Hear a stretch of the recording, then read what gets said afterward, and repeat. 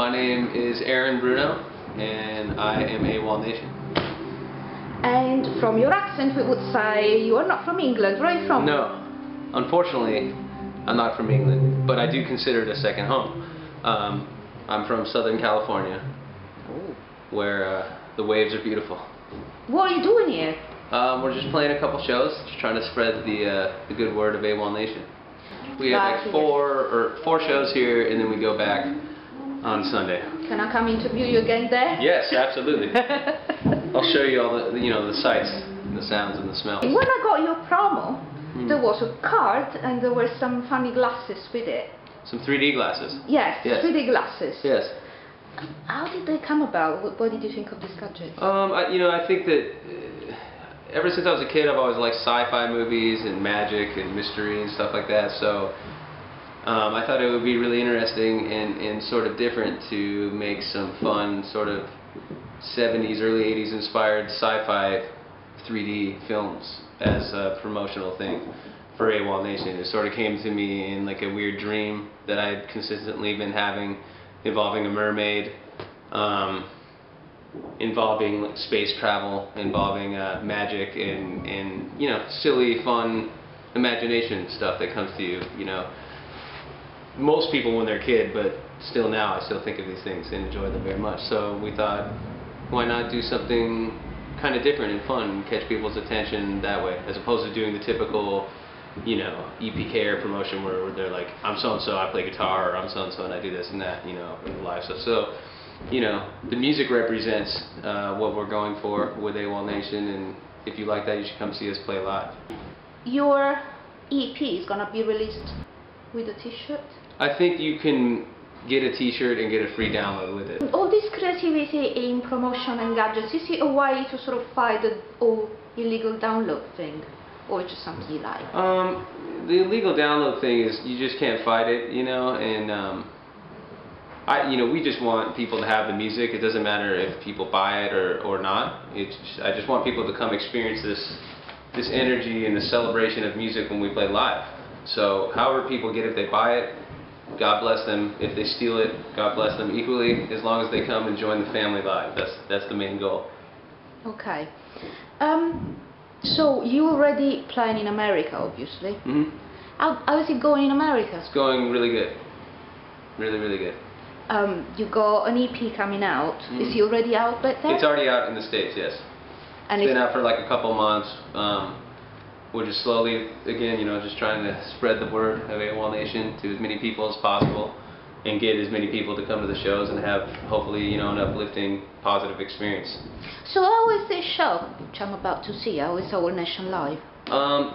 It's hard to say. I mean, I'd like to think it's really epic and great, but, you guys have to be the judge of that, I suppose. But, certainly intense, and everybody that plays in the band really believes in what they're doing, and, there's a lot of honesty going on stage.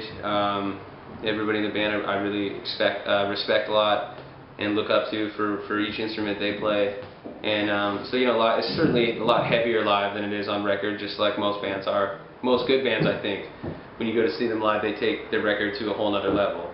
And we're trying to do the same thing. So I'm not asking you to put a label on your music, but if you have to define it with an analogy, with a picture, with anything, what would you say? Well, there were two different writers in Los Angeles that described it as danger pop.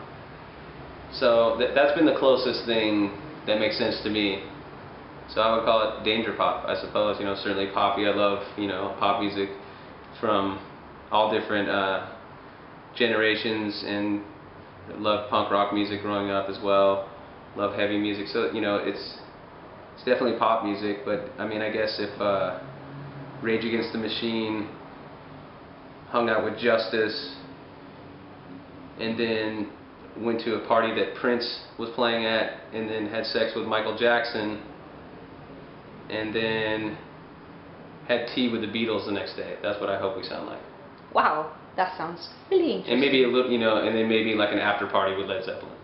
Wow. I'm looking forward to the show. Well, you asked, and it's a tough question to answer because, I like to think that I love great music. So I aspire to be great, whether or not, people think we are is up to the listener to decide. But certainly ambitious with what we're trying to do here. Considering how the EP is going in the States and English market, how do you expect it to do here? I don't expect anything. I just hope that we get a chance. You know, I hope that people get to hear it.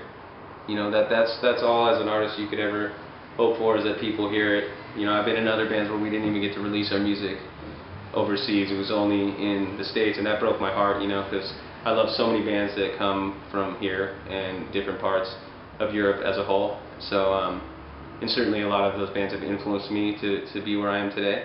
So it's only fitting now that I finally have a chance to release music, you know, over the pond, and we're really excited about that.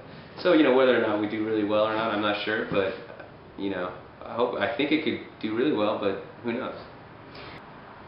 Is it your first show in England tonight? It's our second. How did the first one go? Really good. Good reception? Yes. Okay. See, I find that London is very similar to LA in the fact that you guys get to see a lot of great bands come through, so people are used to seeing bands. So it's a tougher audience, sort of like LA and Hollywood is, so we're used to that. And, you know, of course we grew up there, so we're used to seeing bands come through, and you get to play really good in order for people to like you out here. So it's a challenge for sure. You don't just play and people freak out because you're from America or something. It's the opposite. I feel like the underdog, and, you know, we're just fighting and clawing our way, hopefully, into people's ears and hearts. I just think as a whole, you know, in Europe, the festivals are so good. I mean, it seems like people out here really love to celebrate music differently than in the States where I come from, you know. Which festival would you like to play if you had to play one in Europe? Well, probably Glastonbury, right? Wouldn't that be the coolest one to play? That pyramid looks so cool, you know. I've seen a bunch of footage online, and at the hotel I was staying in, they were running, I think Muse was playing on it, and they sounded so cool, and flags everywhere in the crowd and stuff. The closest thing we have to it is probably either Lollapalooza or Coachella. Coachella is obviously a great festival, but like I said, there's just a certain energy that there is over here that I really appreciate as a music lover and fan myself. So I'd love to play any of the festivals, really. The EP has already been out for 2 months in the States. Do you have material already for a full album? Yes, yes. And when would that be coming out, you think? I'm not sure exactly when it'll come out here. I know in the States we're looking to, you know, probably sometime next year, you know, February, March, April, maybe even later, because the EP's doing pretty good and it's starting to have a life of its own, so we want to make sure that, you know, it goes as long as it possibly can, and then drop the album that I've been working so hard on, you know. Okay. And probably similar here, you know, sometime next year, a full album will come out. And if it goes well on this tour, and if the EP goes well, can we expect you to come back as headliners, maybe? I hope so. I want to, you know, as soon as we're ready to headline, we'll definitely be headlining. But I think we're going to come back in February for sure. Okay. So whoever is missing you this time around? Yes, come back in February. But there's 4 shows in the surrounding areas, so you know. Okay, last question. We're getting close to Christmas. Right. What would be the best present? I would say good waves. I'm a surfer. So surfing is the main thing I care about besides music. So when I'm not writing or whatever, I'm always surfing along the Pacific coast where I come from. So mainly good waves, because the way that the ocean makes me feel when it's beautiful and the swells are coming from the right direction and what have you, it really inspires me to write better songs a lot of the time. So I would probably say good waves, because surfing keeps me centered. And if that's good, then everything else sort of falls into place for me. Okay, then that leads to another last question. Sure. You seen Point Break? Yes, of course. Of course. I have a funny story about that. Do you? Hold on. You give me the funny story in a minute. First, you know the big why that he's been looking for the whole movie. What would be more thrilling, that wave or playing Glastonbury? I would have to say playing Glastonbury, because I'm way better at writing songs and singing and performing than I am at surfing. So I probably couldn't surf that big of a wave anyways. Okay. So it's a no-brainer. Funny story then. A funny story is I was working on a song called Burn It Down that is, I think, a single out here, or a couple stations are starting to play, which I'm grateful for. And we just finished a video, so check that out. And in between working at the studio, me and a couple of my buddies put our wetsuits on, and did you say Big Wednesday or Point Break? Point Break. Point Break. Okay, cool. So you remember the girl in Point Break, obviously, yes. the one that meets Johnny Utah, yes. and so forth and so on, and his love interest. So anyways, me and my buddy put on our wetsuits and had our surfboards like dorks, and we're running to go to the beach, and we saw her. She walks by us and she goes, "You guys are so Point Break right now," and we stopped and went, "Wait, is that?"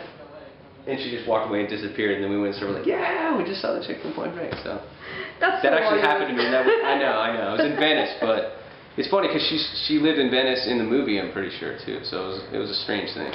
Thank you very much, Aaron. Thank you. Good luck for tonight, and hope to see you back in February. I hope to see you too.